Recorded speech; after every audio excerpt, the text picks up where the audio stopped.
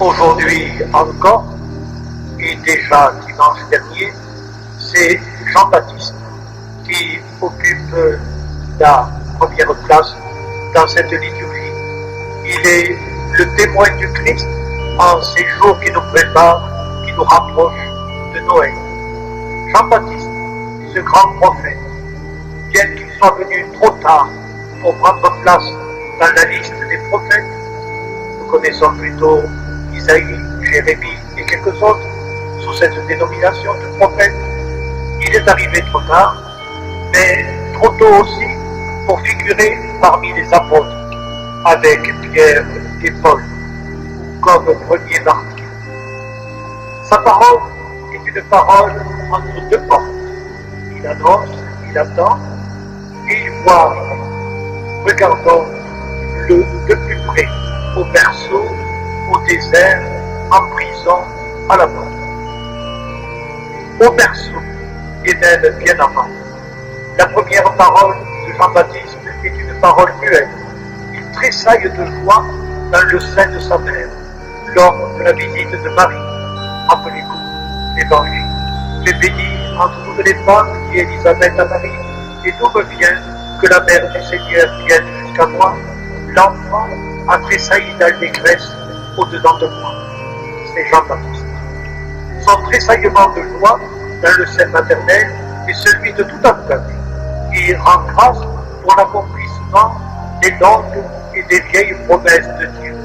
Béni soit le Seigneur, le Dieu d'Israël, dira le père de Jean-Baptiste, Zacharie, car il a visité son peuple, promesse faite à Abraham en faveur de sa descendance à jamais. Jean-Baptiste en a vu l'accomplissement avant même de naître et il en tressaille. Deuxième parole de Jean-Baptiste, c'est la parole au désert. Quand la promesse se précise en Jésus, préparez les chemins du Seigneur, il vient, celui qui était avant moi. Le dernier des prophètes, Jean-Baptiste, voit se déchirer les cieux, celui-là est le Fils de Dieu. Voici l'agneau de Dieu qui enlève le péché du monde, dira Jean-Baptiste en désignant Jésus à ses propres disciples, invités à le suivre, ce Jésus, en se détachant de lui qui n'est qu'un simple précurseur. Voici l'agneau de Dieu. Nous répétons cette prière, cet acte de foi de Jean-Baptiste, chaque dimanche, chaque jour à la messe. Il est le seul à avoir droit à cet honneur. Même Marie ne fournit aucune de nos paroles utilisées dans la liturgie.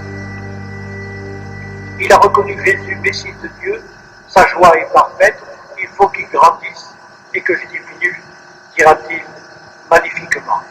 Et il baptisera Jésus, la relève est prête.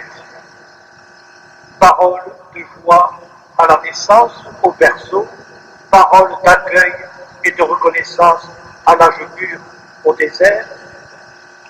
En prison, c'est la troisième parole de Jean-Baptiste. Sa prédication a déplu à Hérode. Jean l'intransigeant n'a pas peur de lui reprocher publiquement d'avoir pris pour femme Hérodiade, la femme de son frère.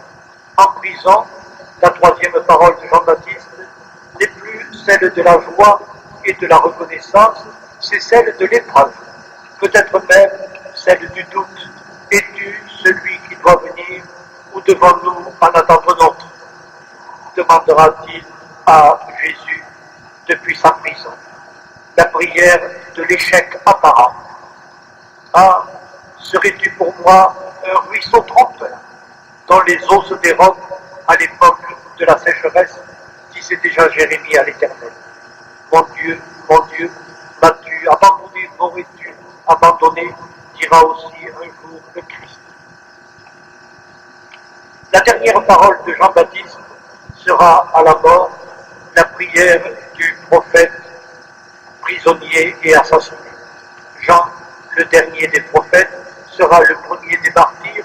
Rappelez-vous, sa tête sur un plat d'argent demandera Salomé au prix de sa danse. Jean-Baptiste, le premier des martyrs, même si ce titre est donné non pas à lui, mais à Saint Étienne, qui est le premier à avoir donné explicitement justement sa vie pour Jésus-Christ. Celle de Jean-Baptiste n'est encore donnée que dans l'espérance. Il a vécu à l'avance la Pâque de Jésus. Au musée de Colmar, Grunewald l'a représenté au pied de la croix, comme pour désigner une fois encore l'agneau de Dieu, l'agneau immolé dont il parle, et dont parle aussi l'Apocalypse. Voilà, frère, la quadruple attitude de Jean-Baptiste, son quadruple témoignage dans la joie, dans l'espérance, dans le doute et dans l'épreuve, et dans la souffrance.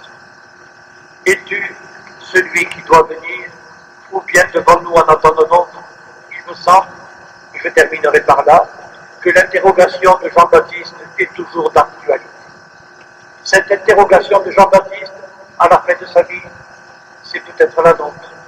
Les choses n'ont pas tellement changé, se dit Jean-Baptiste. J'ai peut-être travaillé pour rien. Tout est remis en question de ce que je croyais acquis. Le temps presse et il sera bientôt trop tard. Cette interrogation, ce doute, cette inquiétude sont les nôtres aux heures d'inquiétude. 2000 ans de christianisme, et qu'y a-t-il de changé dans notre monde? Quel avenir pour le christianisme dans un monde d'indifférence où Noël devient du folklore? Avez-vous remarqué dans le journal local, c'était aujourd'hui même, 42% de Français seulement croient que le Christ est Dieu. Pas tout à fait la moyenne. Nuit de Noël, ou bien nuit tout court. Les âmes aussi les mieux trempées connaissent les nuits d'épreuve, dira Pierrat, l'historien, et il ajoute: nuit des malades, saisis tout entier par l'insomnie, et qui, les yeux remplis d'ombre, écoutent battre leur cœur dans le silence universel. Nuit des malades. Nuit de la foi, nuit du doute, parce que Dieu est invisible, parce que le mal est partout, parce que l'incroyance est devenue, pour la majorité de nos concitoyens, comme une respiration normale. Nuit de l'espérance, parce que l'Église semble paraissait être, à la Pécodin, il y a quelques 50 ans, une grande baraque vide. Parce que tout ce que nous avons aimé est derrière nous, abandonné, et que les jeunes ne se retournent même pas pour savoir ce dont il s'agit. Parce que les séminaires sont fermés, et que les prêtres, chaque jour moins nombreux, s'adressent à une foule qui ne reconnaît plus sur nos visages le reflet du visage du Christ.